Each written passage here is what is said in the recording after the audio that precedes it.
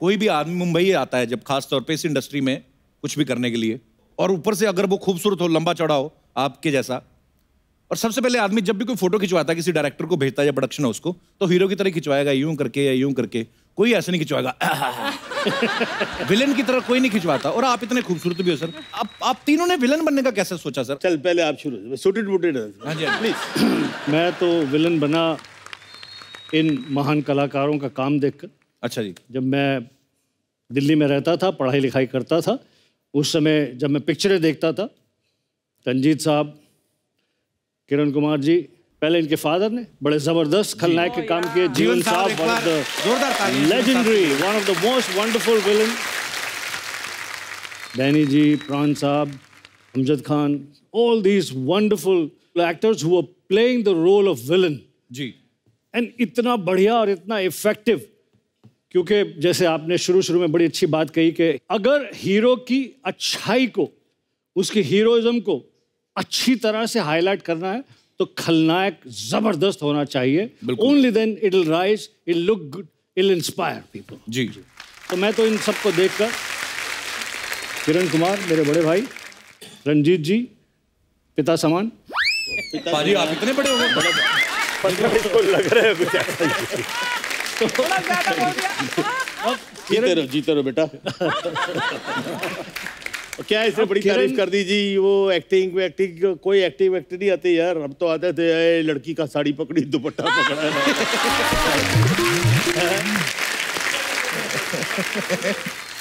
मेरे में तो एक जिंदगी की एक वो कसर रह गई, जिसे तमन्ना बोलते हैं ना जी। बड़ी सारी हीरोइंस मिली, सब ये जो कुछ भी मैं करता था आप सबको मालूम ही है। लेकिन मुझसे अर्चना पूरन सिंह बच गई, क्यों मेरी साइड में होती। I used to adore her, you know. You used to adore her. Yeah.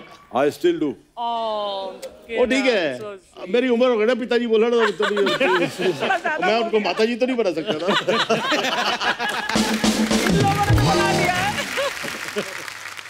तो किरण सर फिर आपके दिमाग में कब आया?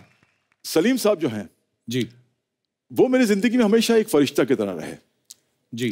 तो मैं हमेशा उनसे मिलता था और मैं कहता, सलीम साहब कुछ होगा मेरे लिए तो मुझे बताना। बोले किरण विलन करेगा? मैंने सर बिल्कुल करूंगा, इसीलिए तो मैं आपके पास आया हूँ। तो बोला मैंने कास्टिंग कर ली है, लेकिन फिर भी मेरी एक फिल्म है फलक, उसके अंदर एक ज्यादा मेन विलन नहीं है, लेकिन एक अच्छा खासा विलन का रोल है। Will you do it? I said sir 101% I will do it. आप बोलो तो मैं हमेशा करूंगा जी। तो मैंने फलक की, उसके बाद सर गुड्डू साहब की फिल्म आई खुदगर्ज। ओके। फिर उसके बाद सर तेजाब आई, फिर धीरे धीरे काम मिलना शुरू हो गया sir as a villain. And ये तो नहीं कहूंगा कि मैं उस ऊंचाई तक पहुंच गया, लेकिन हाँ, I was one of the villains, one of the खलनायक्स अराउंड द सिनेमा। जब मैंने विलन बनने का सोचा तो उस वक्त प्राण अंकल, अमरीश जी तो थे, लेकिन उस दौर का राज जो था ना, वो गोली साहब के हाथ में था। वाह। पाजी गोली क्यों बोलते हैं आपको? मेरा नाम एक्चुअली गोपाल है। इतना धार्मिक नाम आपका? हाँ वाकई में धार्मिक, मुझे बटन का टेस्ट मालूम नहीं है। I'm a staunch vegetarian। तो अभी ये थोड़ी है कि विलन बनना है तो खाना पीना भी शुरू करेगा। I don't smoke, तो that's part of the job। क्या बात है यार। तो मेरा नाम गोपाल था, मैं दिल्ली में था, तो I was a footballer। तो I was the youngest player who played the Durand Cup, you know, in those days। तो मैं गोलकीपर था उन दिनों में। अच्छा जी। तो गोली वहां से गोपाल से गोली हो गई। And when I came to Bombay, तो दत्त साहब ने एक दिन बोला यार ये 2-3 गोपाल है इंडस्ट्री में, वी गोपाल, एक गोपाल सहगल, तुम अपना नाम चेंज कर लो, भाई आप ही रख दो। तो ये आस्क कौन से लेटर से? मैं दत्त साहब आर से रख दो। We were driving desert, you know. अच्छा। तो पहले ही उन्होंने नाम बोला रंजीत, ठीक है ना बच्चे, यू नो। दत्त साहब is always pepped up. Dutt साहब ने नाम रखा है, तो उनकी ब्लेसिंग से नाम के ऊपर थोड़ा सा हाथ रहा तो काम मिलता रहा इधर। क्या बात है। अच्छा सर, मैंने जैसे रंजीत साहब और किरण सर भी विलन के इतने सारे रोल किए हैं, लेकिन जब आप करते थे आप गेटअप अपना अलग ही ले लेते थे। आपको कोई बोलता था, आप अपने मन से करते थे? मैं जिस समय फिल्मों में आया तो फिल्म के खलनायक की एक परिभाषा थी कि जबरदस्त पर्सनालिटी जी, हाइट। तो मामला बड़ा डिफिकल्ट था कि मैं उस मोल्ड में कहीं फिट नहीं हो रहा था। प्रोफेसर रोशन तरेजा साहब मेरे प्रोफेसर एक्टिंग के, तो उन्होंने मुझे एक प्रोड्यूसर के यहाँ रेकमेंड करने के लिए भेजा। तो मैं गया, उनके घर के दरवाजे की घंटी बजाई, तो उनकी वाइफ ने दरवाज़ा खोला, तो मैं एकदम से पहले ही झुका हुआ था और झुक गया। मैंने कहा जी मुझे तनैया साहब ने भेजा और मैं वो उसमें ना एक पिक्चर के अंदर विलन का रोल है उसके, तो है नहीं वो घर पे, आप कल आना। उन्होंने भेज दिया मुझे, सिंपल सी बात। बट जो प्रोफेसर साहब को मैसेज आया कि the boy is very unconfident, कोई ऐसी विलन वाली बात ही नहीं है उसके अंदर, कोई खलनायक ही नहीं है कहीं पे। उन्होंने मुझे बहुत डांटा कि that you are a disaster, you went there. अच्छा सर, मैं जब रोल मिलेगा तब खलनायकी करूंगा ना। उनके घर जाके थोड़ी ना दुपट्टा खींच दोगे आप। चबिया। अच्छा मैंने कहा एक बार कैमरा ऑन कीजिए, फिर दिखाता हूं कौन खलनायक है।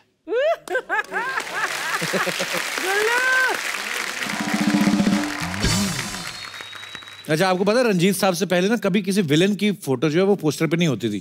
रंजीत साहब आपसे शुरुआत हुई हो, क्या बात है एक्चुअली। पर जब आपने पहली बार अपना पोस्टर देखा था तो आपको क्या कैसा लगा था रंजीत साहब? कपिल, फ्रैंकली स्पीकिंग, मैं कभी अपनी लाइफ में एक्साइट नहीं हुआ, यू नो। अच्छा, I have done more than 500 films. मैंने 10-15 देखी होंगी, और बाकी मेरे जो काम थे जो आपने देखे इतना मुश्किल होते नहीं थे, आते ही ए छमिया।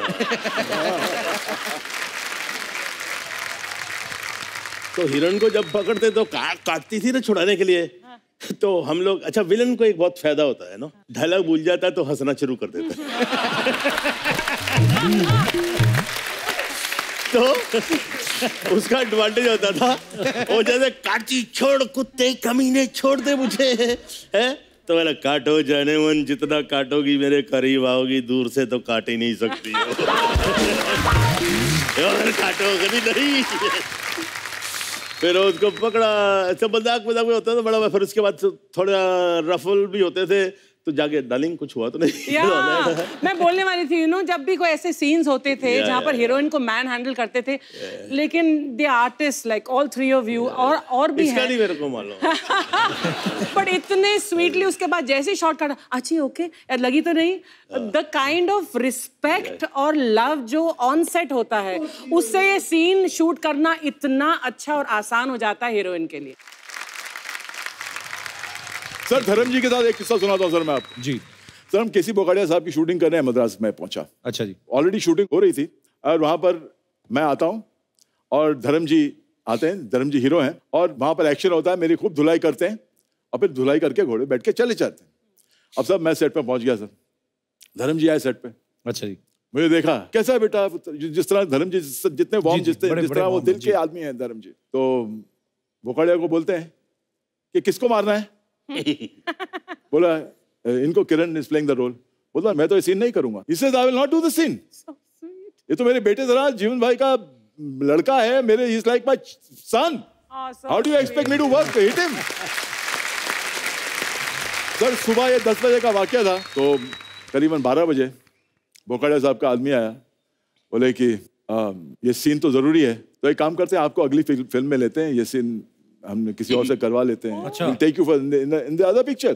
They were willing because धर्म जी आपको मार नहीं रहे हैं, हीरो विलन को नहीं मारेगा तो क्या होगा। And I didn't know how to react. अब मैं रोऊं, धर्म जी के प्यार को मैं सराहूं, उनसे ये कहूं कि आपके प्यार से मुझे कितनी तकलीफ होने वाली है सर। तो खैर मैं गया उनके पास, बोले पुत्र क्या हुआ। मैं सर मैं शाम की फ्लाइट से जा रहा हूँ सर। क्यों? क्योंकि आप मुझे मार नहीं रहे हो सीन में, तो प्रोड्यूसर मुझे चेंज कर रहा है।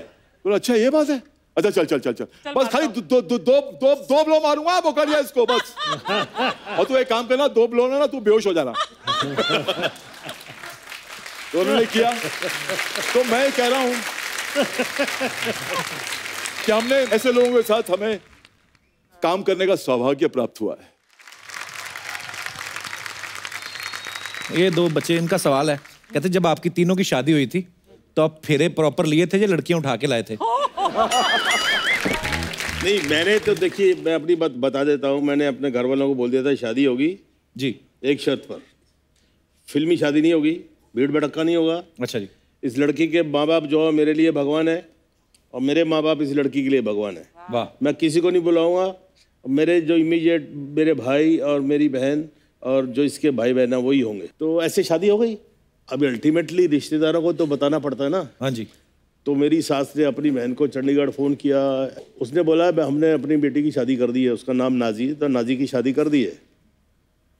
तो बोले शिकवे शिकायत करते हैं ना रिश्तेदार। हाँ तो ठीक है जी, हम तो पराये लोग हैं, अब बताने की क्या जरूरत है, हम तो बाहर के हैं फलाना। नहीं, अच्छा ठीक है, शादी कर दी तो किसके साथ की है? बोले रंजीत के साथ की है। कौन रंजीत? वो जो फिल्मों में काम करता है। तो अपनी लड़की से दुखी थी तो उसका गला घोट देती। सच्ची कह रहा हूं, उसको जहर दे देती। तेरे घर के पीछे समुंदर है, वहां फेंक देती। तेरे को यही मिला था। तो बोले नहीं अच्छा है, बड़ा है, फलाना है, ये बकवास बंद करो, अपनी बेटी को घर बुलाओ, शराब पी के रोज हंटर से मारता होगा। I swear for God. तो सास बोली नहीं मेरे ख्याल रंजीत को बुलाना पड़ेगा, आई नो माई डॉटर, उसको मारती होगी।